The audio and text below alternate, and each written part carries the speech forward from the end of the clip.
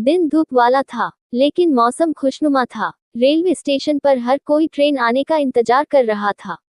भीड़ में दोस्तों का एक समूह था, जो युवा थे और छुट्टियों के लिए ट्रेन में सवार थे। ये एक व्यस्त स्टेशन था, जहां जूस की दुकानें, मोबाइल, रेस्टोरेंट, कॉफी और चाय की दुकानें, अखबार की दुकानें, रेस्टोरेंट आदि थे। ट्रेन के आगमन की घोषणा हो चुकी थी और हर कोई अपने अपने स्थानों पर जाने के लिए ट्रेन में चढ़ने के लिए तैयार हो गया। जैसे ही ट्रेन स्टेशन पर पहुंची, दोस्तों के समूह ने उसका स्वागत करने के लिए जोर जोर से शोर मचाया। वे किसी के ट्रेन में चढ़ने से पहले अपनी आरक्षित सीटें पाने के लिए दौड़ पड़े। खाली सीटें भर गई और ट्रेन ने चलने के लिए सीटी बजाई। एक बूढ़ा आदमी अपने साथ लगभग 15 साल का लड़का लेकर ट्रेन पकड़ने के लिए दौड़ता हुआ आया।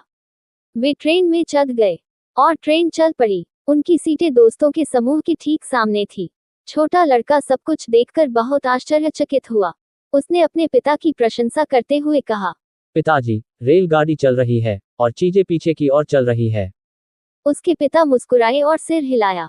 जैसे ही ट्रेन तेजी से चलने लगी, छोटा लड़का फिर चिल्लाया, पिताजी, पेड़ हरे रंग के हैं और पीछे की ओर बहुत तेजी से दौड़ते हैं। उसके पिता ने कहा, हाँ बेटा। बिल्कुल एक बच्चे की तरह वह हर चीज को बड़े उत्साह और खुशी के साथ देख रहा था, जिसमें ढेर सारे आश्चर्य भी थे। एक फल विक्रेता सेब और संतरे बेच रहा था। छोटे लड़के ने अपने पिता से पूछा, मैं सेब खाना चाहता हूँ। उसके पिता ने उसे सेब खरीद कर दिए। उसने कहा, ओह, सेब खाने से कहीं ज्यादा मीठा लगता है। मुझे ये रंग बहुत पसंद है।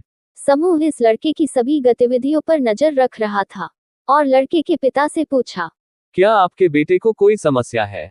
वह इतना अलग व्यवहार क्यों कर रहा है? समूह के एक मित्र ने उनका मजाक उड़ाया और चिल्लाया, मुझे लगता है कि उनका बेटा पागल है। युवा लड़के के पिता ने धैर्य के साथ मित्र मंडली को उत्तर दिया, मेरा बेटा जन्म से अंधा था। कुछ दिन पहले ही उसका ऑपरेशन हुआ और उसे दृष्टि मिल गई। वह अपने जीवन में कई चीजें पहली बार देख पा रहा है।